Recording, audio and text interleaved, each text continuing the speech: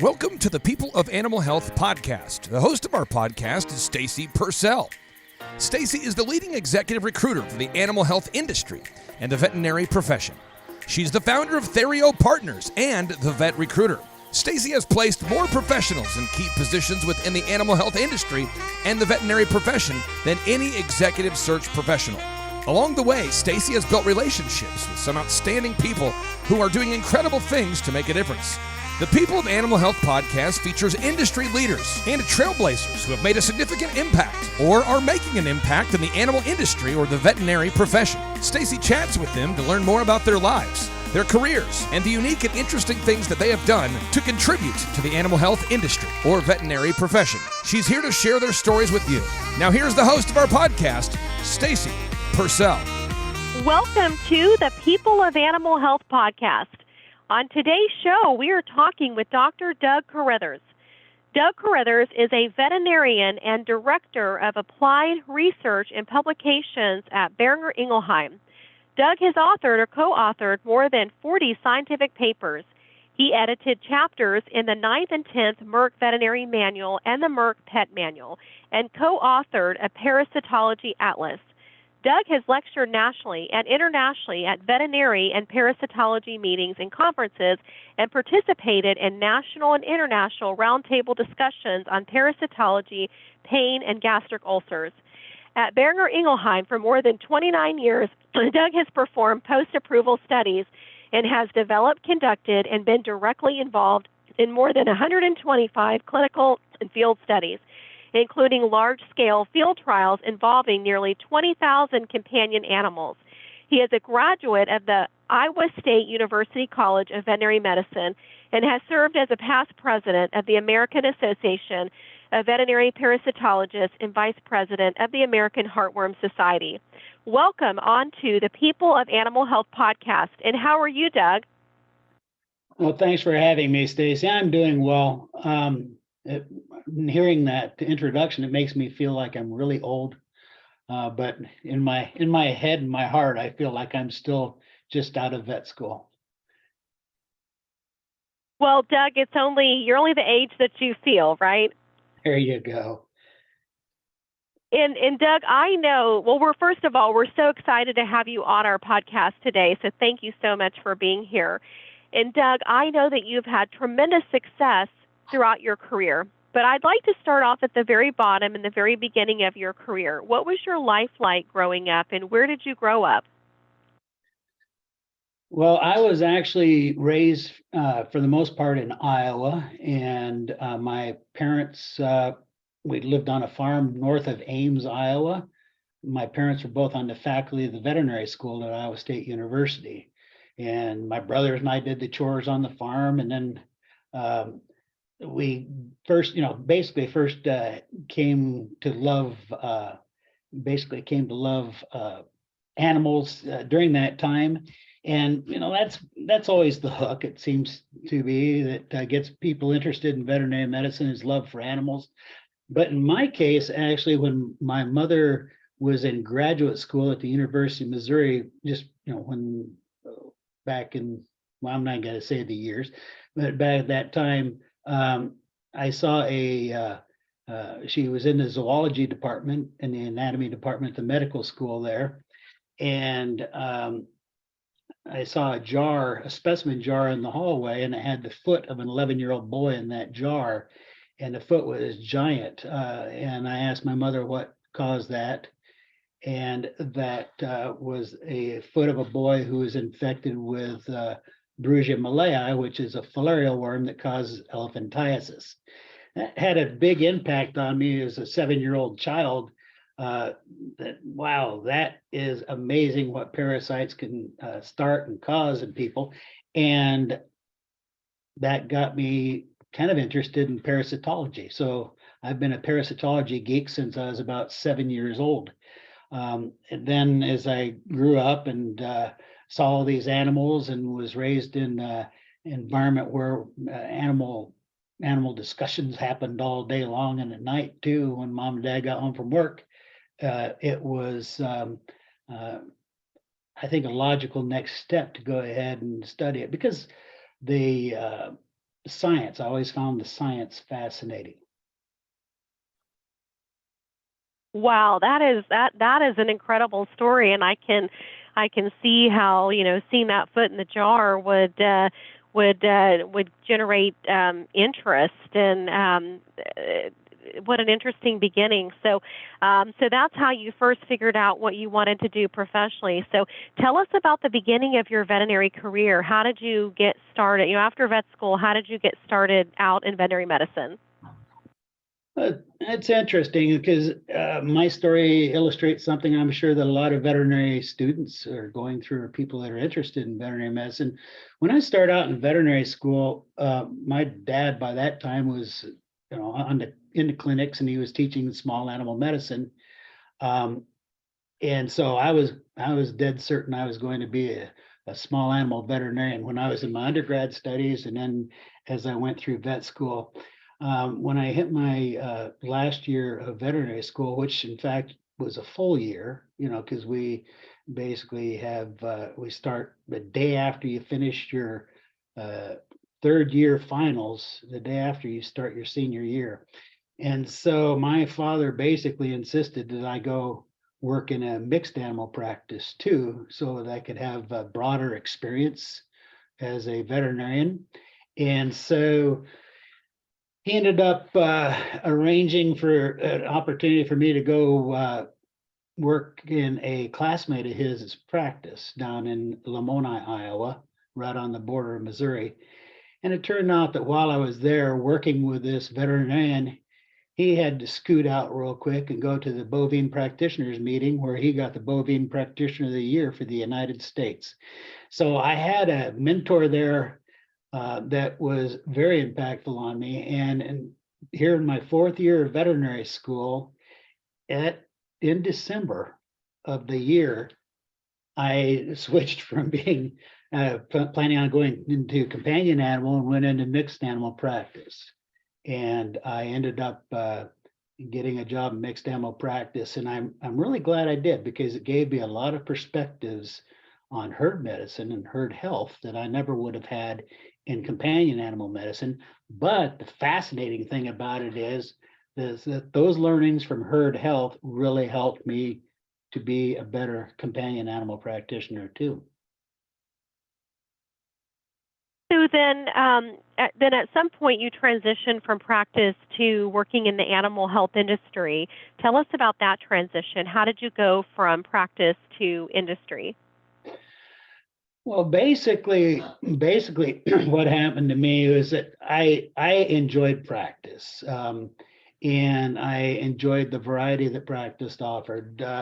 When I was in practice, in mixed animal practice, I was in with a father, son, and me. Both of them really loved the large animal component, and I actually liked surgery quite a bit. And so essentially what would end up happening is I did most all the large animal surgery. I did all of the small animal surgery, and then I'd go out and work cattle and take my share of the calls too. And so it gave me a real broad base. And the thing that after I developed a real comfort level, and a thing that kind of bothered me is that I was doing it one at a time, and I was impacting just one animal at a time. And I started doing some soul searching, trying to figure out how I can impact the health of more animals at one time.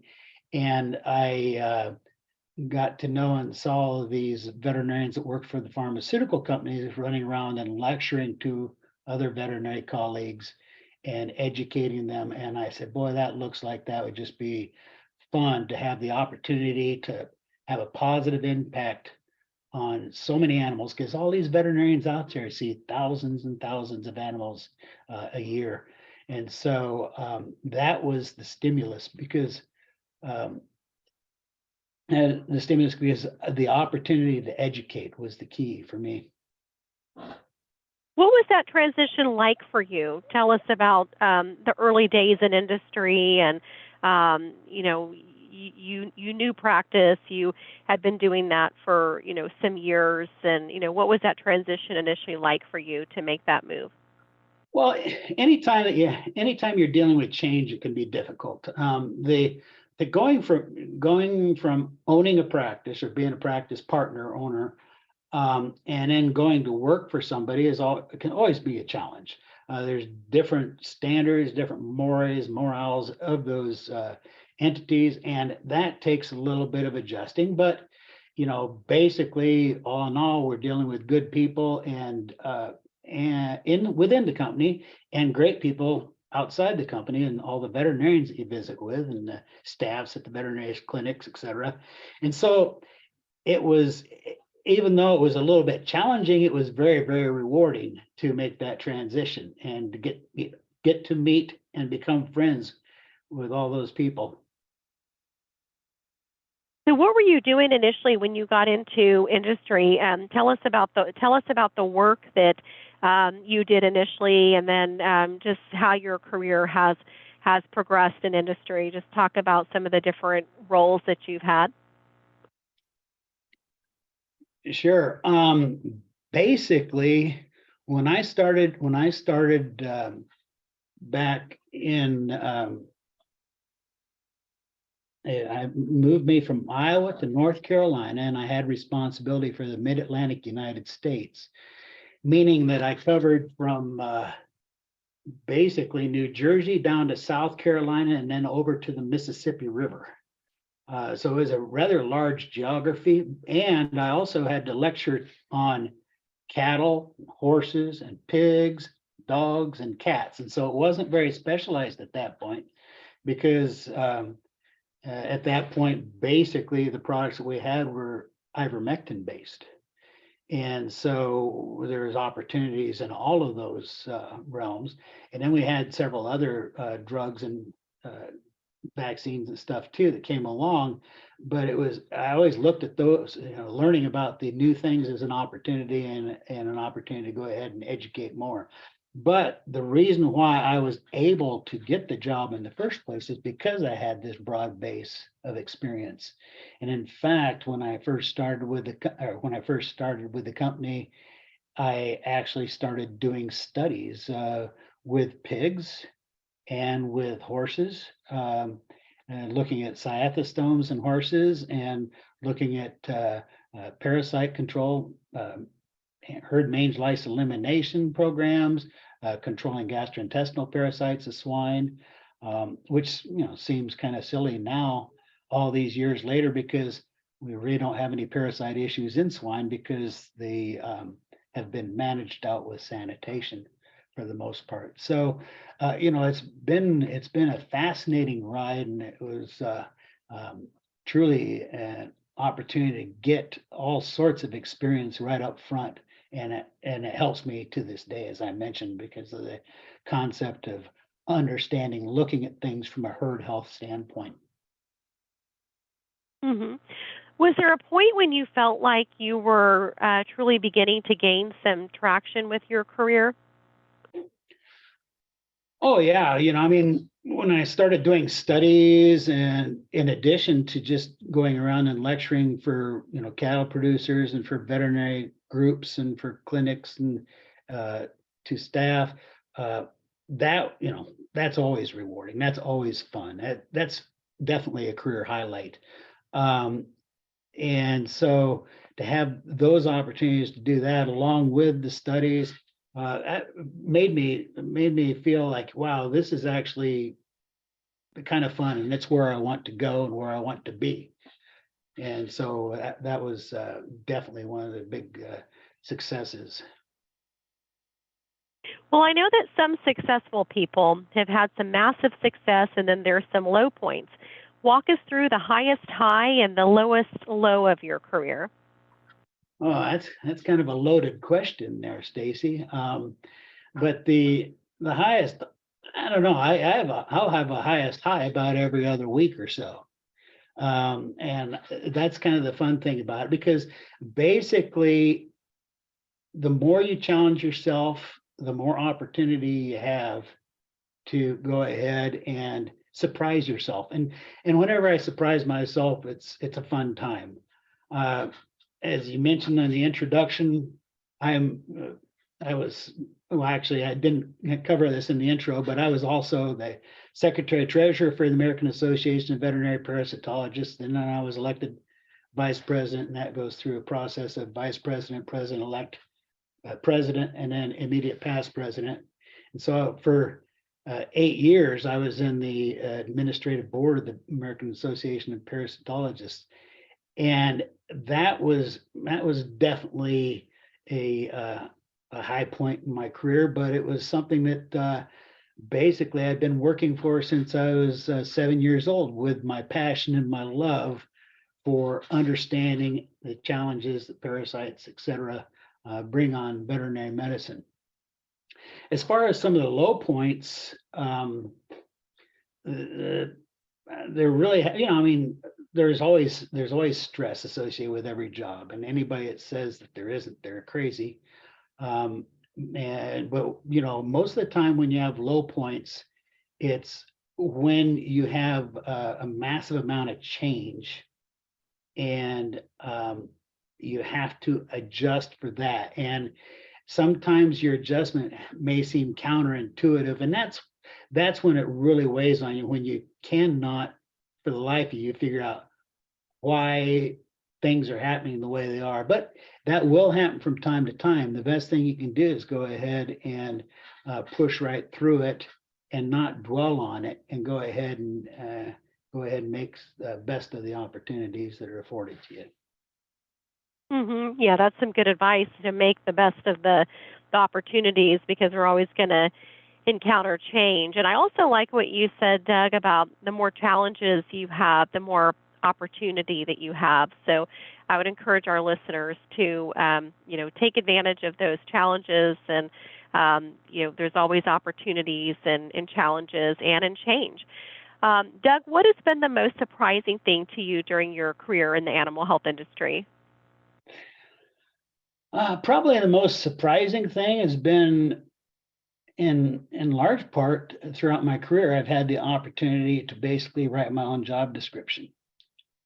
And that's because it goes back to what we were just talking about. It's because I challenged myself. And when I challenged myself and I went ahead and extended a little bit further than I had previously, people noticed that. And it had a positive impact on me, and it had a positive impact on my career. And so, that's the advice I give is to everybody, is to never be complacent. Go ahead and try to improve, try to succeed. Just the other day, I was in a little conference call with 3 colleagues from Australia, and I pointed out to them, I said, I go to all of these parasitology lectures and listen to all these world-renowned parasitologists that I know.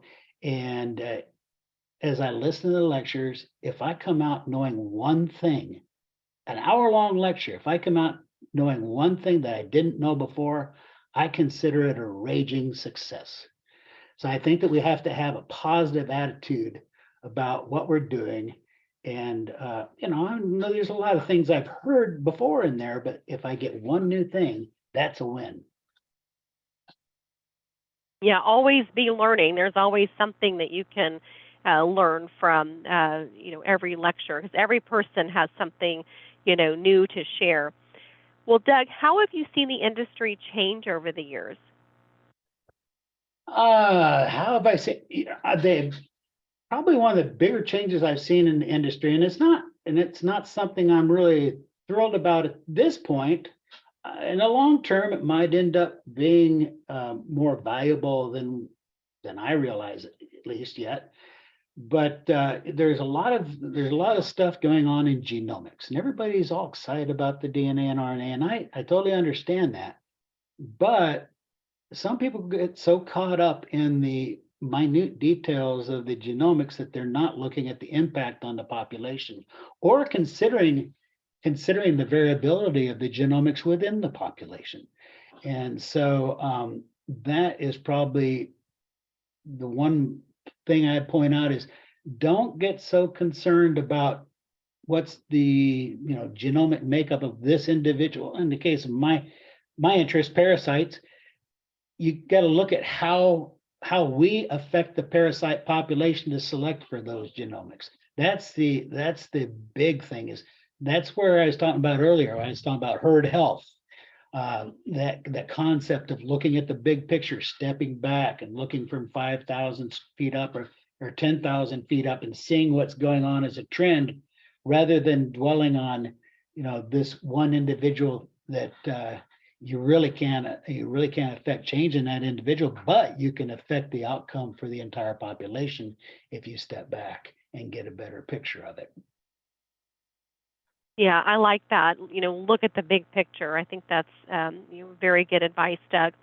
What does your crystal ball say about the future of the animal health industry? Well, I think that the future of the animal health industry is good. It's solid. Pet ownership is up, but there are challenges with that because that means that we have more uninformed pet owners. And so we've got to think about, back to that herd health thing there again. We've got to think about all these brand new companion animal pet owners that need to know what and when to do to their pets in order to make them the healthiest possible. And that way they can enjoy the companionship that these pets offer them.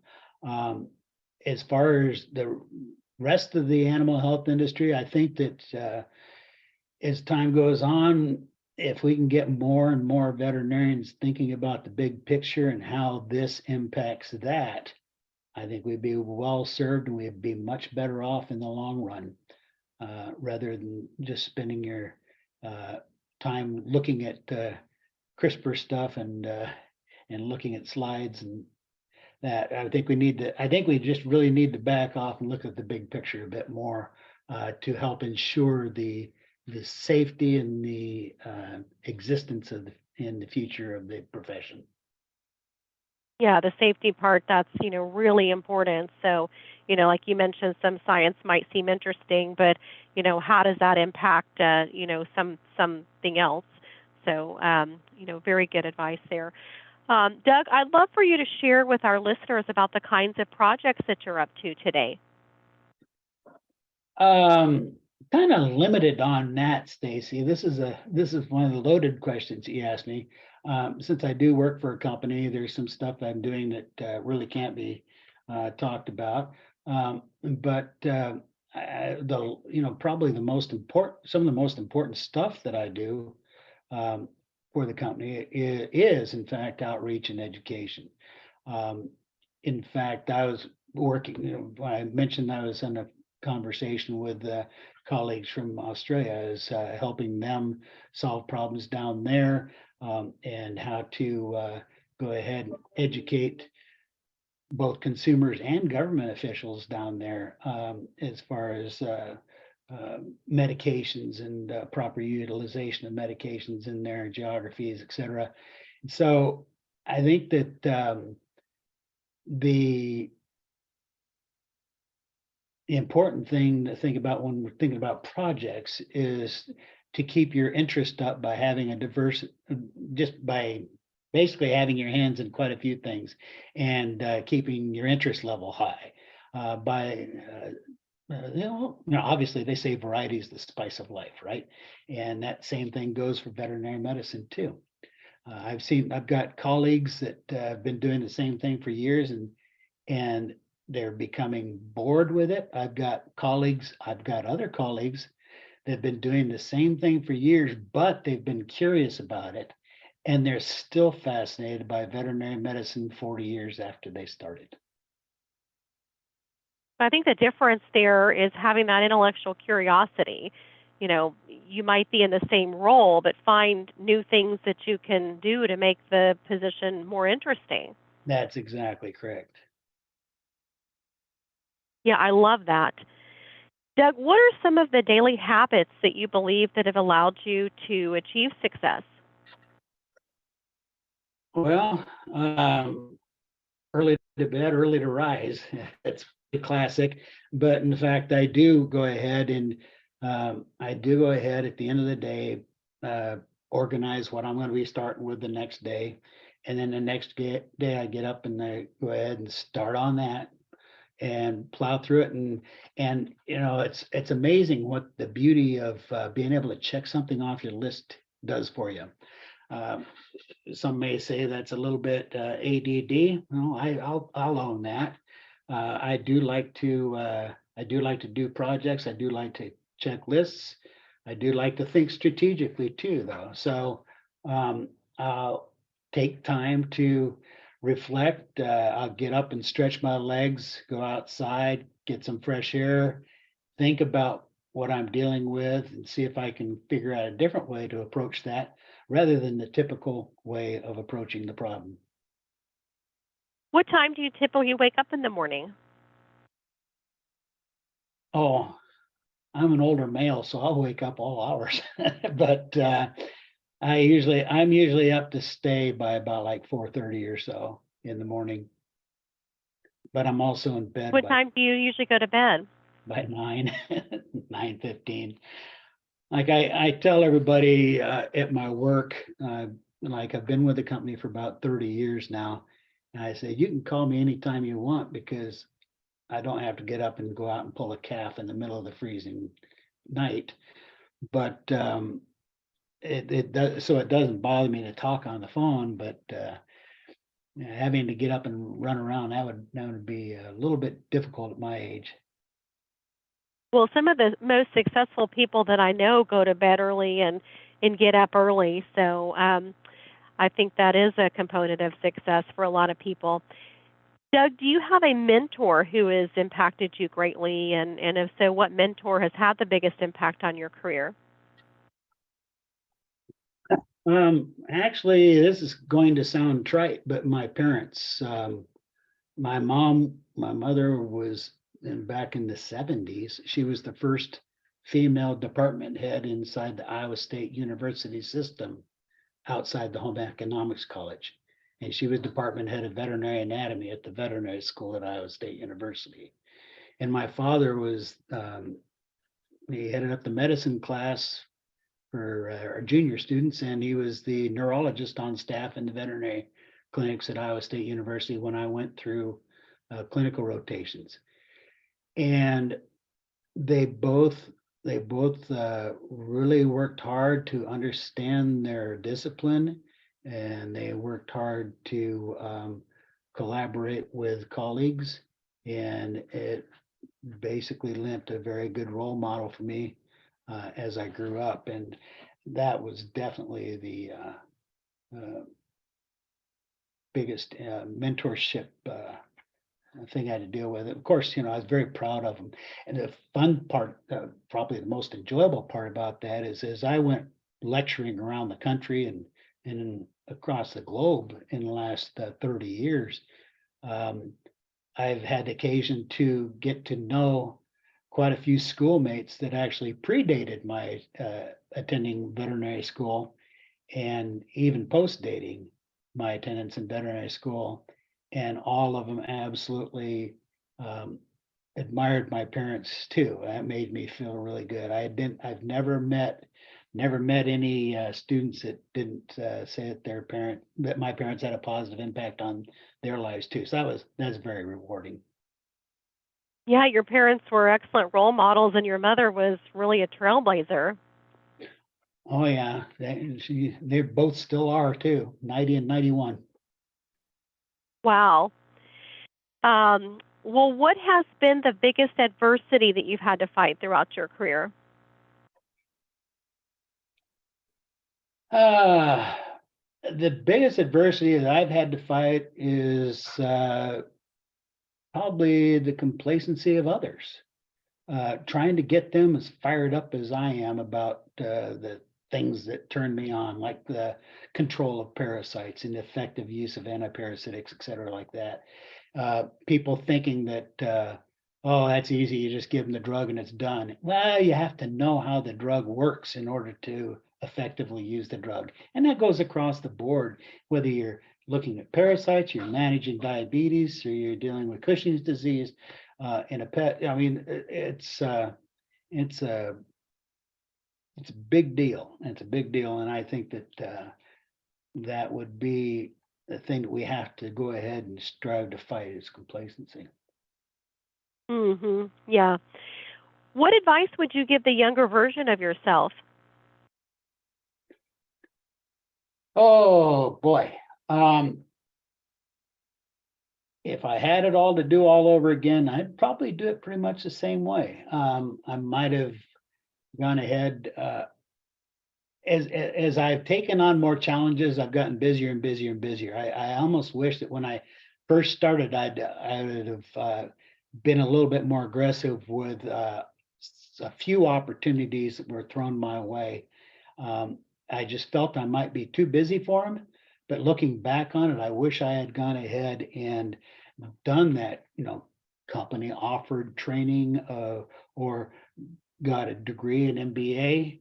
I had opportunity to have that and have the company pay for it. It just would have thrown more fire on my daily job. And, but I have to admit, at that time, part of my daily job was helping raise 3 kids too. So I think that in the long run, and looking at my kids now, I think I made the right decision. But you can always second guess your life. Mm-hmm. What message or principle do you wish you could teach everyone? What message or principle? Always keep an open mind. Always be ready to learn when afforded the opportunity. I think that's the most important one. Yeah, keep an open mind and be ready to learn. That is good advice. Doug, some of our guests say they've had a key book that they've read that's really helped them throughout their life or in their career, maybe even a book that's changed their mindset and their approach to success. Is there a key book in your life that's impacted you the most?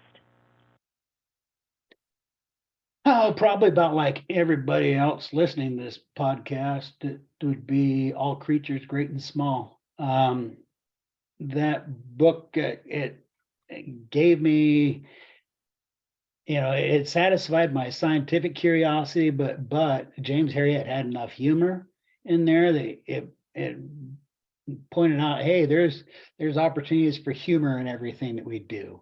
And you're on this earth one time, you might as well enjoy yourself while you're here. And so that was basically what I picked up from that book. And then I got to see all those and hear about all those cool stories of actually assisting animals, etc. It was just a great. Actually, the whole series was awesome. All the books of the All Creatures series, and so I would have to say that's it. Well, Doug, you've got the mic. What is one thing that you want to share with our listeners of the People of Animal Health podcast before you drop the mic today? Well, I've already hit it several times, but I think that challenging yourself and keeping an open mind and reaching for more, find your passion, and reach to be the best that you can be at that. I think is the key. My passion has always been to promote veterinary medicine, to promote understanding of parasitology. That's why I've been. In fact, I just finished up the 2022 American Heartworm Society survey. I did the 2001 and every single survey in between. And the insights that I got from doing those surveys are just fascinating. I didn't have to do them. I volunteered to do them because I thought it would be fun. And my learnings were just amazing. In doing those surveys, I found out that parasites are very, very focalized. You can have heartworms heavy on one side of town, and on the other side of town where there isn't a lake, there's no heartworms. And I saw that, across the United States.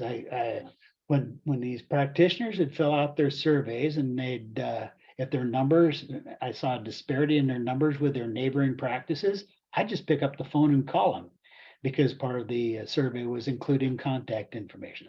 I'd say, why are you seeing heartworms and your neighbors aren't? Well, it's because of this. I'm like, cool. So it was a learning opportunity. I took advantage of all those learning opportunities. And we're talking several hundred phone calls during the surveys, especially the initial ones when I was really trying to get my finger on the pulse of what was going on.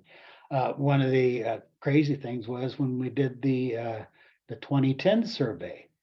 in 2008 and 2009, in most of the United States, there was severe drought. In fact, as I look out my window of my house here, the lake I'm looking at was 22 feet down from what it is now at that time. And the crazy thing was the impact that severe drought had on heartworms, because the intermediate host, the mosquito, was affected. And so, you always got to look, at the big picture, the herd health aspect of it. Keep your mind open, ask questions. I did all those phone calls. I was asking questions. Don't ever assume, don't ever think that you know everything there is to know about veterinary medicine. That's probably one of the biggest points, but strive to learn all you can learn. Yeah, such good advice to strive to learn everything that you can learn, have that intellectual curiosity, and continue to challenge yourself throughout your career. Well, Doug, the work that you do is so fascinating to me, and I know to our listening audience. So thank you so much for being here today with us on the People of Animal Health podcast. It has truly been my pleasure. Thank you so much for the invite, and I look forward to seeing you the next time I see you in person.